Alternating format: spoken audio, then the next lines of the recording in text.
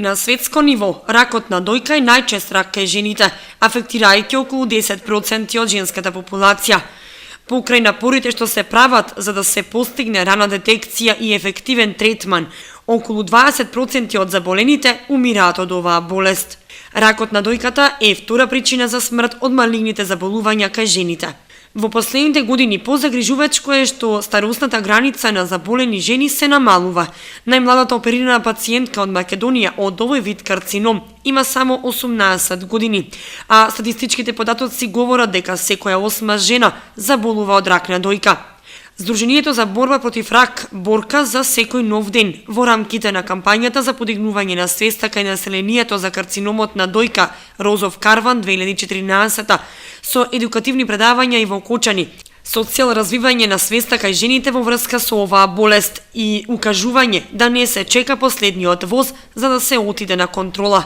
Целната група ни се сите жени од овој град, се со цел да можеме да ги едуцираме, да ги информираме за ракот како болест, за само прегледот, за важноста од навремени прегледи, соодветна терапија, се со цел да имаме што повеќе жени излечени од оваа болест, затоа што и многу од нив кои што веќе се оперирани, кои што се исто така тука присутни на предавањето, токму и тоа го кажува дека всушност овој вид на карцином може и да се победи. Не смееме да дозволиме да биде табу тема, не смееме да дозволиме сите оние кои што поминуваат низ оваа болест да бидат дискриминирани, да бидат отфрлени од општеството. Особено е таа практика, да кажем, и во помалите места каде што се повлекуваат, значи не се социализираат во текот на самата терапија на самата болест. На присутните им се обрати и Валентина Андонова, координатор на Сдруженијето за Кочани и Виница, а присутен беше и представникот Жена центарот од Скопје Медикус Хелп. Предавањето го одржа доктор Елизавета Бабушку, специјалист по радиологија, радиодиагностичар, субспецијалист по гинеколошка и мама диагностика од приватната општа болница Ремедика. За жал, бројот на заболени од карцином на дојка е во извонреден пораст.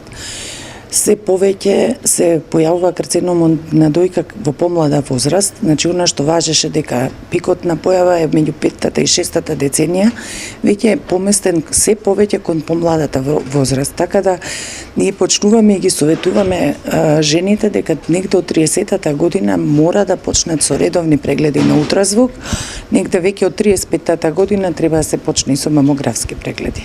Пациентките најчесто сами ја откриваат промената, значи ќе напипаат грудка и тоа веќе ствара паника и тогаш се јавуваат. Меѓутоа, за жал, само 40% од карциномите на дојка се палпабилни и најчесто се откриваат случајно кога доаѓаат на рутински прегледи.